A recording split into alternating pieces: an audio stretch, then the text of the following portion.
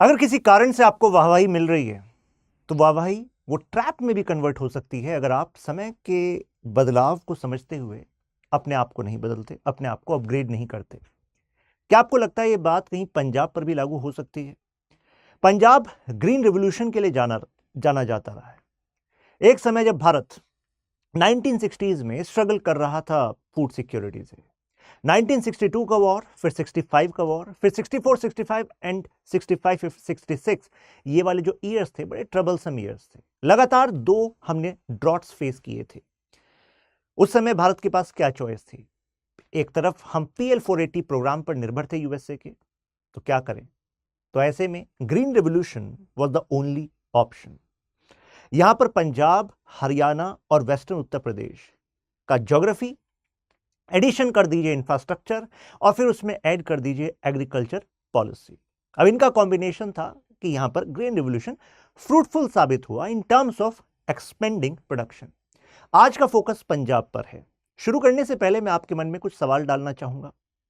किसी particular area, for example Punjab state या कोई और स्टेट का भी आप एग्जांपल ले सकते हैं, उसकी जो इकोनॉमिक या अदर पैरामीटर्स पर जो डेवलपमेंट स्टोरी है, उसमें गवर्नमेंट पॉलिसी के अलावा और कौन कौन से फैक्टर एक्चुअली रिलेट करते हैं।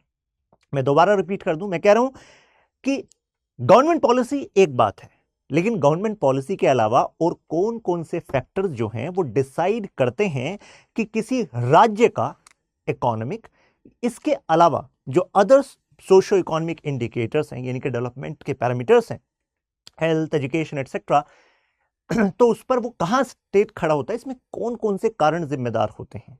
जब आपके मन में आए तो शेयर कीजिएगा। मीनवाइल जब मैं इसके एंड तक जाऊंगा तो आपको पंजाब के बारे में क्लियर हो जाएगा।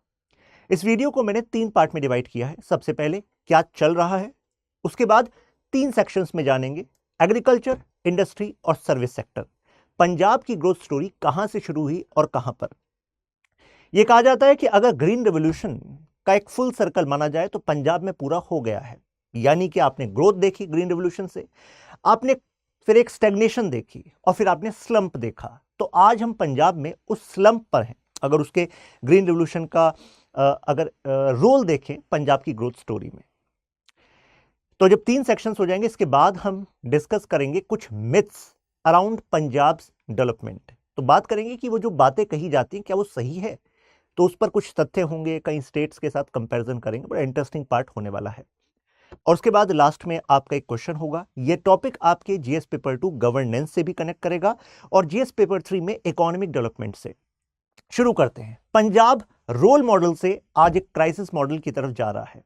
एक समय पर फूड सिक्योरिटी प्रदान की, और पंजाब अपने आप में 2 कारण से कहा गया कि ग्रीन रिवोल्यूशन, मैंने कहा ना कि ग्रीन रिवोल्यूशन एक एग्रीकल्चर पॉलिसी थी, लेकिन वहां पर ज्योग्राफी जो थी पंजाब की, Punjab being land of 5 reverse, तभी नाम पड़ा पंजाब। तो एग्रीकल्चर के लिए सूटेबल था। इंफ्रास्ट्रक्चर, कैनाल का एक काफी अच्छा लिंक प्रोवाइड किया गया जिसका इरिगेशन में काम आया, और उसके बाद सरकार की एग्रीकल्चर पॉलिसीज थी। पंजाब उन पहले राज्यों में से था जिन्होंने सभी गांवों तक बिजली पहुंचाई। दूसरा, रोड बनाई। तो आप कहेंगे अरे ये तो डेवलपमेंट का रोल मॉडल हुआ, तभी तो हम कह रहे हैं। और इसका भी एक कारण था ना, क्योंकि इलेक्ट्रिसिटी जरूरी थी इरिगेशन के लिए, रोड जरूरी थी उस जो आपने प्रोडक्शन किया है फार्म्स क्रॉप्स उसको वहां से लाने के लिए। तो दोनों में यूज था। अब पंजाब के डिक्लाइन का जरा एक डेटा देखिए। अगर हम नेशन के जीडीपी ग्रोथ रेट को पंजाब से कंपेयर करें तो जरा देखिएगा, यहां पर देखिए, ये जो आपको ब्लू में दिख रहा है ये नेशन का जीडीपी और ये पंजाब का जीडीपी ग्रोथ रेट है। तो यानी कि यहां पर आपको नेशन का जो एवरेज है उससे आपको पंजाब का कम दिख रहा है। पर कैपिटा इनकम देखिए तो 2010-11 में पंजाब की 10th रैंक थी, और अब ये 20-21 में और ज्यादा घटकर 16th हो गई। प्रति व्यक्ति आय कम हो रही है पंजाब की। 3 सेक्टर्स में जानेंगे, एग्रीकल्चर, इंडस्ट्री एंड सर्विस। सबसे पहले एग्रीकल्चर पर चलते हैं। 5 reverse, canals and agriculture policy, green revolution होता है, लेकिन अब वो ग्रीन रिवोल्यूशन का रिजल्ट हमें नहीं दिखता। तो अब जरा कुछ डेटा देखिए, बड़ा इंटरेस्टिंग है कि जो national growth, national agriculture growth था, मतलब एवरेज जो था 2.31%, अगर हम 71 से 86 की बात करें तो उससे लगभग डबल, लगभग मान लीजिए 5.07%, ये पंजाब का एग्रीकल्चर ग्रोथ रेट था। तो आप कहेंगे यार सर पंजाब में तो एग्रीकल्चर के लिए जाना जाता है, तो उसके बाद भी ऐसा ही रहा होगा। ऐसा है नहीं। देखिए फिर 2.94 हुआ national average agriculture growth rate, लेकिन पंजाब का डिक्लाइन होकर 3% हो गया। फिर नीचे चलते हैं 2006, 2014, 15 इसके बीच का डेटा देखें तो जो नेशन का एवरेज था वो 3.5% था। यानी कि जो पूरे देश का एग्रीकल्चर सेक्टर है वो अगर पिछले बेस ईयर की तुलना में हम बात करें तो जो टोटल प्रोडक्शन हुआ ना, कुल उत्पादन हुआ, वो 3.5% ज्यादा हुआ। ठीक है, this is agriculture growth rate. लेकिन पंजाब में क्या रहा? 1.6%। यह आंकड़ा तो कई बार आप इकोनॉमिक सर्वे में भी देखते हैं, यूज होता है 1.6%। अब कंपैरिजन देखिए नेशनल एवरेज से, तो ये आपको जो दिख रहा है ये नेशन का एवरेज है और ये पंजाब का है। तो एक समय पर पंजाब का एवरेज नेशन से देखिए कितना ज्यादा था, लेकिन फिर अब ये इतना डिक्लाइन हो गया। इंडस्ट्रीज, अब इसमें इंडस्ट्रीज से आने से पहले पंजाब में ये एग्रीकल्चर ग्रोथ रेट कम हुआ क्यों? क्या नेट सोन एरिया कम हुआ है? नहीं हुआ जी इतना कम। Then why? तो कहा जाता है इसमें मोनोक्रॉपिंग इज वन रीजन। आप कहेंगे है क्या?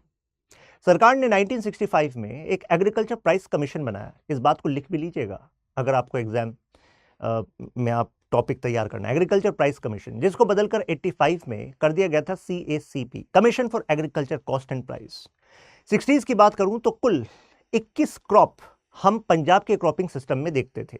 2 दशक बाद आते हैं तो वो घटकर केवल 9 क्रॉप्स रह जाती हैं। जब मैं मोनोक्रॉपिंग कहता हूं तो इस मोनो का मतलब तो 1 होता है। यहां पर फोकस है कि राइस एंड पैडी कल्टीवेशन पर ज्यादा फोकस रहा।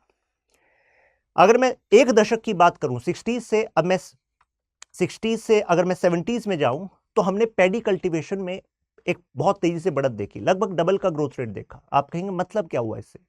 मतलब यह हुआ कि अब ग्राउंड वाटर टेबल पर और ज्यादा प्रेशर बढ़ा, क्योंकि राइस की कल्टीवेशन में पानी की जरूरत होती है कि नहीं। ग्रीन रेवोल्यूशन आया तो वो बहुत ज्यादा केमिकल फर्टिलाइजर इंटेंसिव एग्रीकल्चर था, जिससे सोयल की गुणवत्ता भी कम हुई, ग्राउंड वाटर टेबल पर भी दबाव बढ़ा।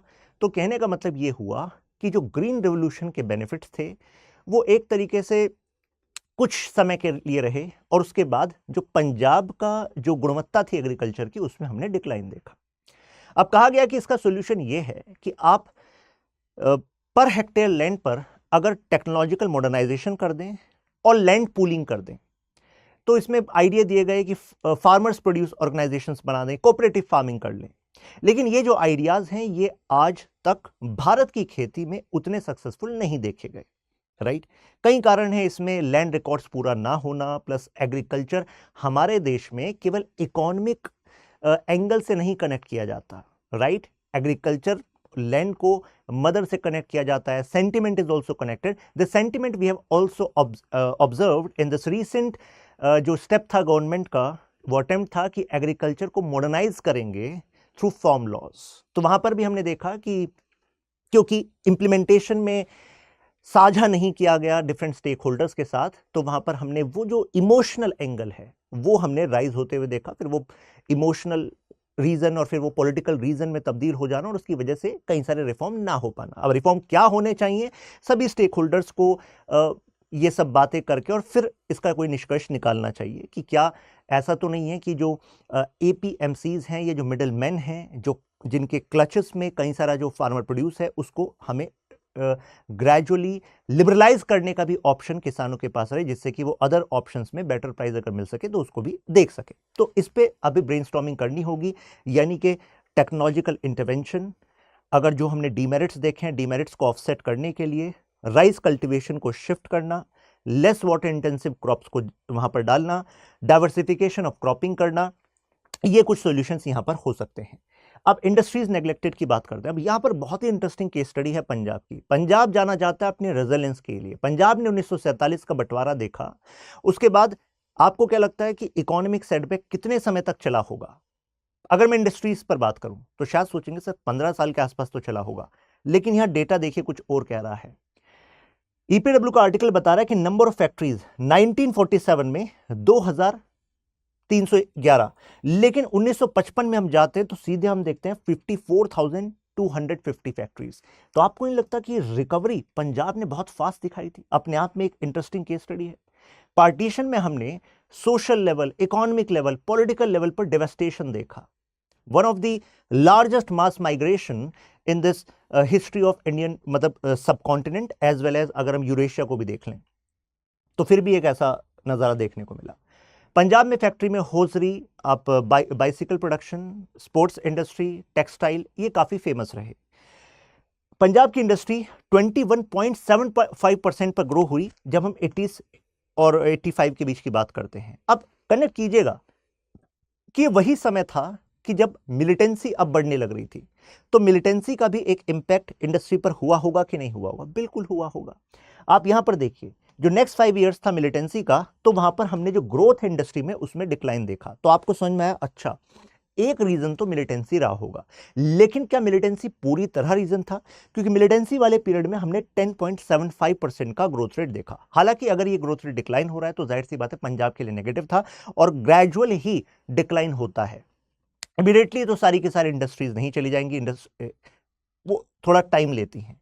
इसके बाद जैसे इंडियन इकोनॉमी लिबरलाइज हुई तो आप सोच रहे होंगे अब तो पंजाब में अब तो बूम आ गया होगा, अब तो प्राइवेटाइजेशन बढ़ गया होगा, लेकिन ऐसा नहीं हुआ।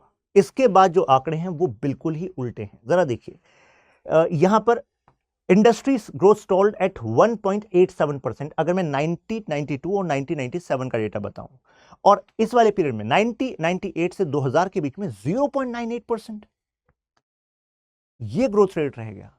अब आपके दिमाग में सवाल आ रहा होगा कि सर जब मिलिटेंसी चल रही थी 1991 से पहले की बात करें तो 10.75% ग्रोथ रेट था इंडस्ट्री का, यानी कि नेट प्रोडक्शन सब्सीक्वेंट ईयर में इतना ज्यादा था, फिर ये घट गया और फिर ये और घट गया। ऐसा क्यों? लिबरलाइजेशन में क्यों बेनिफिट नहीं हो पा रहा? अभी जाएंगे, उस कारण को थोड़ा अपने दिमाग में रखिएगा, मैं अभी आऊंगा उस पर। CII confederation of Indian industries का कहना है कि 6.7% के आसपास अभी, यानी कि 2021 और इस पीरियड के बीच का जो डेटा था 15-16, 20-21, इसके बीच देखा गया है। तो यानी कि अब आप देख रहे होंगे कि हाँ थोड़ा सा इंप्रूवमेंट तो हमें दिखा है। लेकिन पंजाब को फ्री मार्केट को प्रमोट करना होगा, इंसेंटिवाइज करना होगा, टैक्स हॉलीडेज देने होंगे, तभी जाकर वो इन्वेस्टमेंट को अट्रैक्ट कर पाएगा। प्राइवेट सेक्टर आएगा तो जाहिर सी बात है बेटर पेइंग जॉब्स मिलेंगे और उसके बाद यूथ भी अट्रैक्ट हो पाएगा। लेकिन मुद्दा ये है कि पंजाब में ये डिक्लाइन यहां पर क्यों हुआ? थोड़ा इसकी कहानी पर जाते हैं।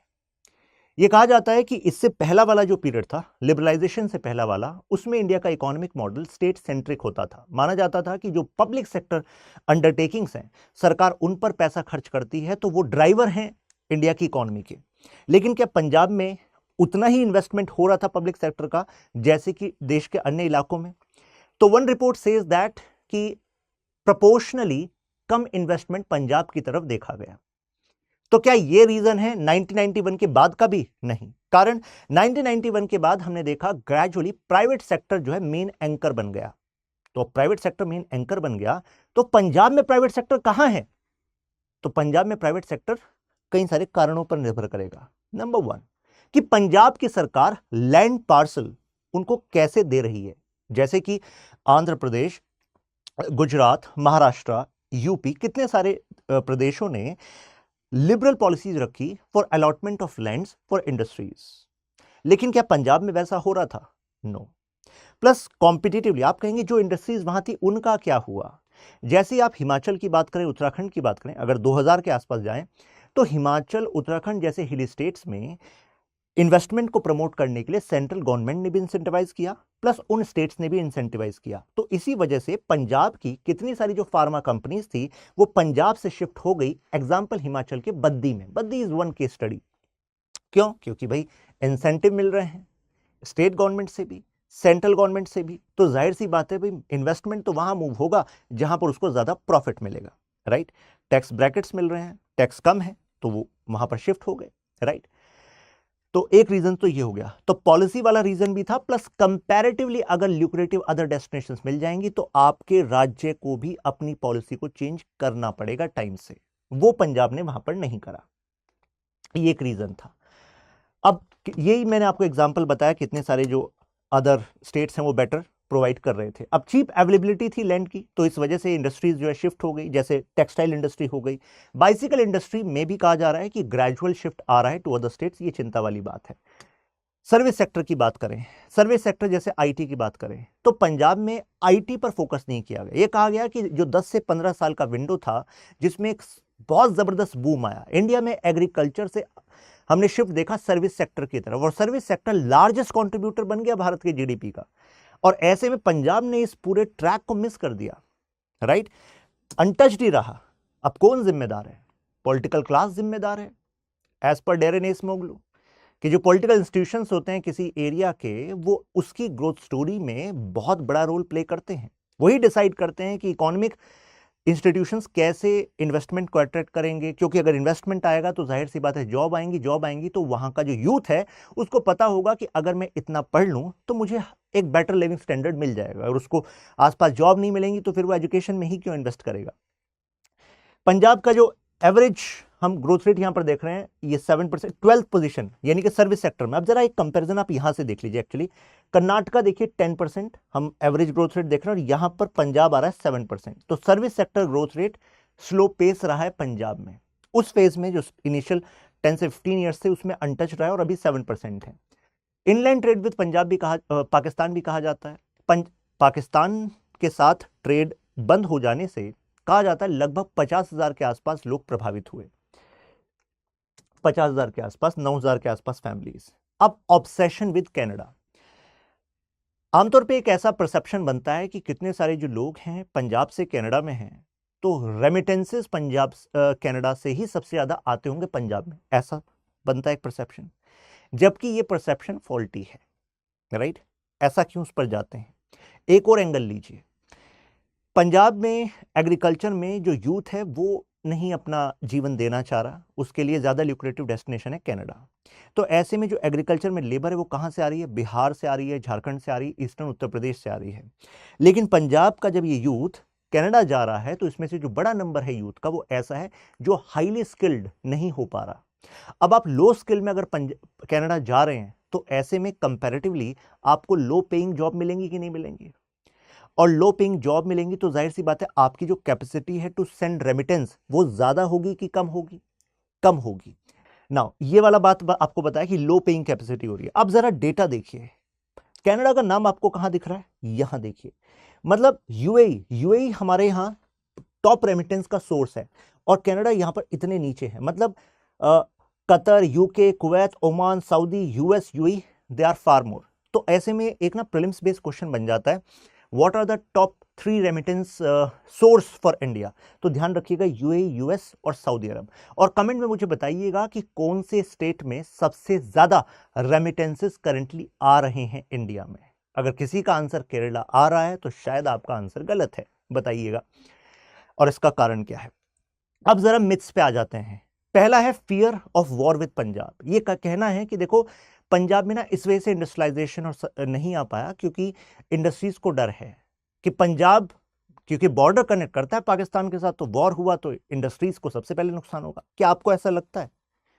जिनको ऐसा लगता है तो सोचिए कि गुजरात और राजस्थान में हमने ह्यूज इन्वेस्टमेंट मोबिलाइजेशन क्यों देखा भाई? फिर तो वहां भी नहीं आना चाहिए था।